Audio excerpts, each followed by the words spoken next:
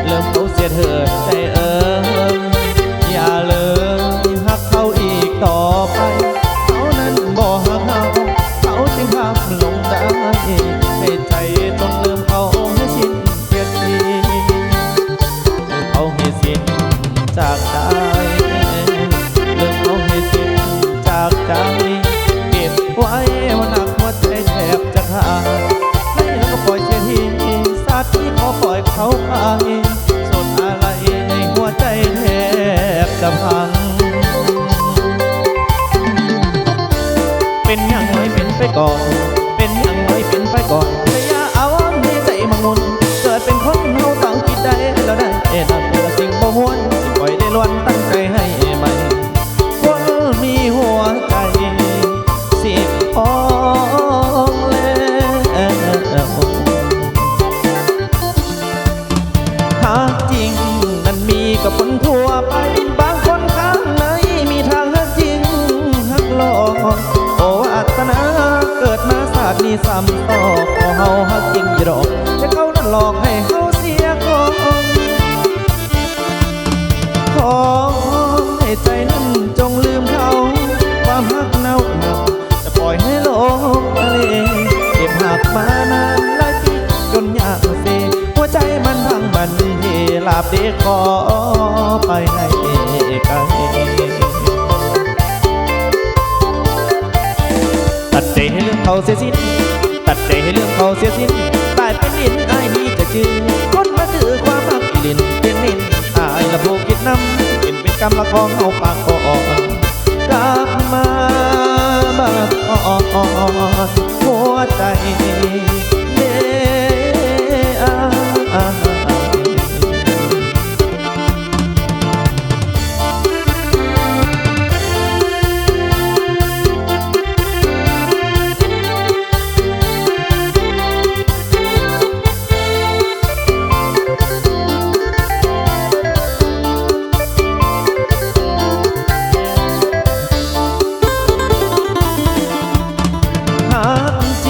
นั้นมีกับคนทั่วไปบางคนข้างในมีทางหักจริงหักหลอกโอ้อัตนาเกิดมาศาสตร์นี้ซ้ำต่อพอเฮาหักจริงอยู่ดอกแต่เขานั้นหลอกให้เฮาเสียของขอให้ใจนั้นจงลืมเขาความหักเน่าจะปล่อยให้โลกทะเลเก็บหักมานานหลายปีจนยากเสียหัวใจมันพังมันเพลาบเรียกขอไปให้ไกล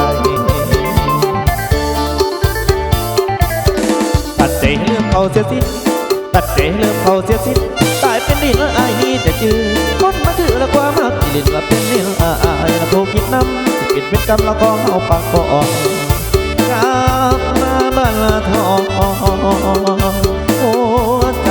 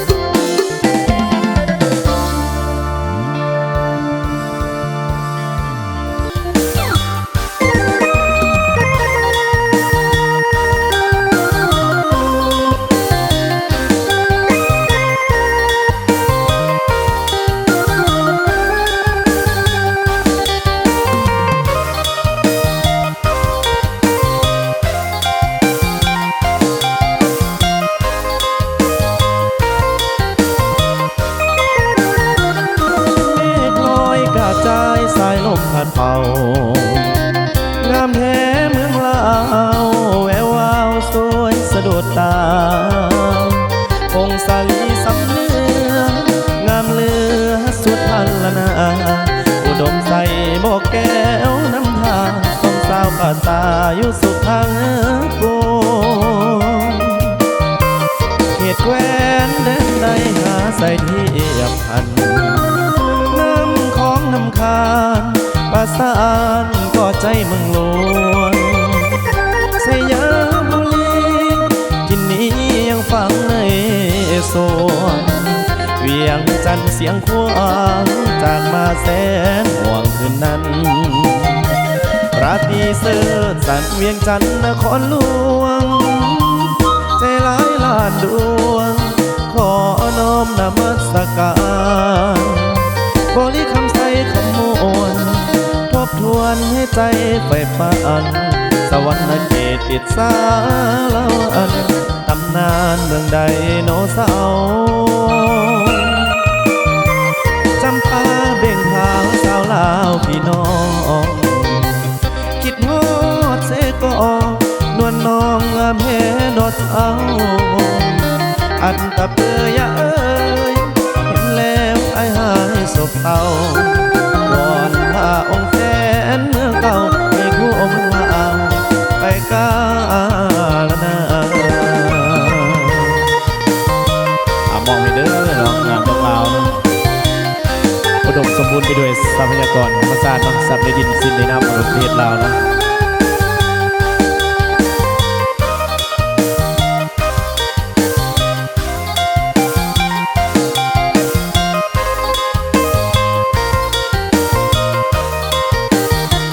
ราตรีเสิร์ชสันเวียงจันทร์นครหล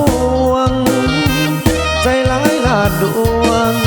ขอน้อมนมัสการบริคำใสคำมวลทบทวนให้ใจไฟฝันสวรรค์เขตติดสาลาวันตำนานเมืองใดโนเสาจำปาเบ่งขาวสาวลาวพี่น้องคิดฮอดเสกอนวลน้องงามแห่นอดเอาอันตะเปื่อยเอ้ยเห็นแล้วไอ้หายโศกเศร้าวอนหาองค์แสนเมืองเก่าให้คู่เมืองลาวไปกาลนา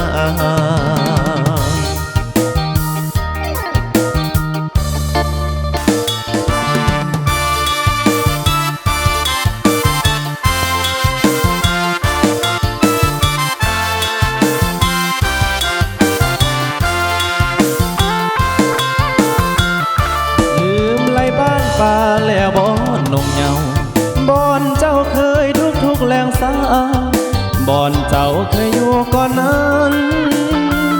ได้ไปเวียงวังลืมบ้านหลังแล้วบ่อนงคาได้ไปอยู่นครเวียงจันทร์ลืมบ้านเก่าแล้วหรือได้ปูปลากุ้งสิวที่เจ้าเคยจองลืมแล้วบ่รถกินแกงออกกินหอมปลาลาไปได้กินอันดีลืมแล้วที่ปลาน้อยถือใจได้กินปลาทะเลพวงใหญ่ลืมไหลแล้วบ่บ้านนาเจ้าคงลืมเสียสิ้นลืมกินที่เคยจึงบ่เห็นเจ้าก้าวอ้างเอ่ยลืมเลยบ้านดงบ้านป่าได้ดีมีสุขลืมความทุกข์ได้แล้วแก้วตาลืมความหักลืมคำสัญญาลืมว่าจะไปแล้วบ่นาแดนดงบ้านป่าของเจ้ายังคอยไปเยี่ยมยามเด้อนวลน้องอายของด้วยใจอ้างว้างหากยังบ่ลืมจงได้คืนบ้านเกิดเถิดนาอย่าตัดใจหนีไกลเหินห่างนวลนางขอจงเลี้ยวคืนมองมันกันเด้อเรื่องไรบ้านตาไปอยู่มือยังบางกาอย่าลืมบ้านเอาก็แล้วกันเนาะอย่าลืมแจวประแดก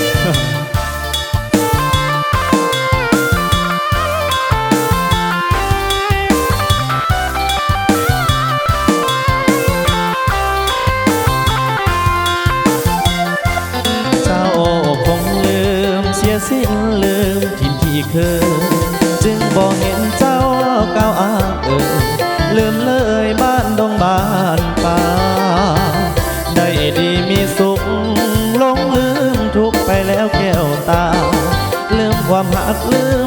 สัญญาลืมว่าจะไปแล้วบ่นาแดนดงบ้านป่าของเจ้ายังคอยไปเยี่ยมยามเด้อเด้อนวลน้องอายเอกของด้วยใจอ้างว้างหากยังบ่ลืมจงได้คืนบ้านเกิดเถิดนาอย่าตัดใจหนีไกลเหินห่างนวลนางขอจงเดียวคืน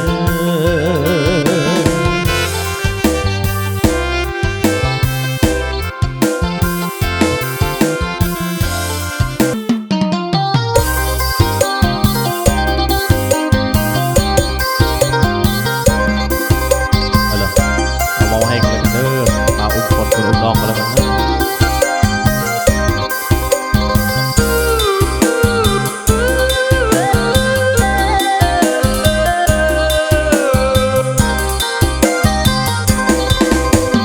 จังว่าฟ้าเอ้ยฟ้า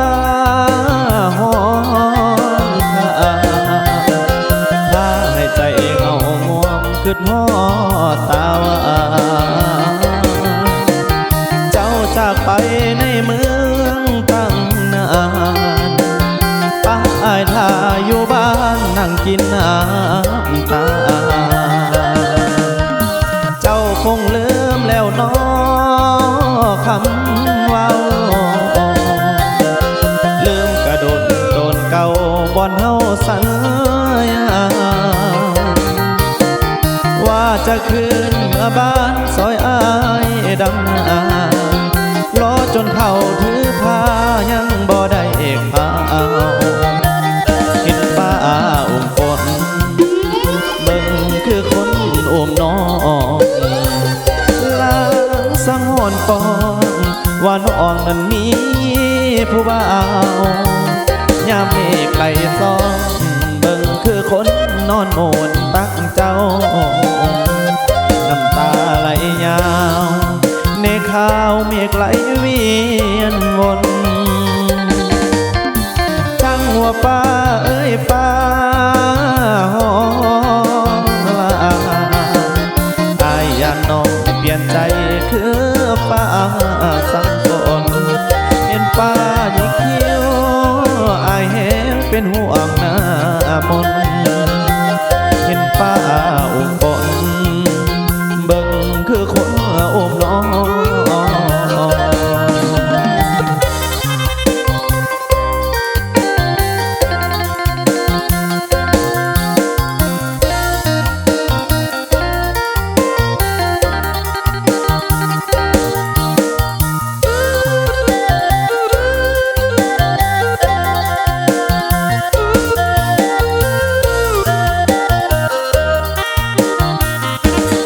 ป้า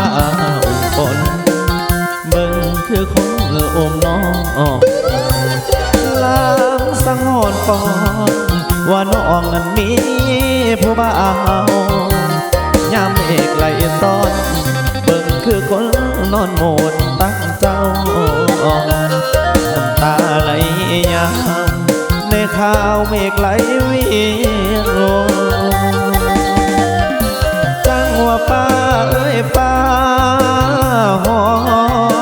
งลาอายยานน้องเปลี่ยนใจคือฟ้าสังฝนเป็นฟ้ายิ่งเขียวอายแห้งเป็นห่วงหน้ามนเห็นฟ้าอุ้มฝนเบิ่งคือคนอมน้องไอแน่มิดฟ้าอุ้มฝนคือจังมีคนมาอุ้มแฟนอาย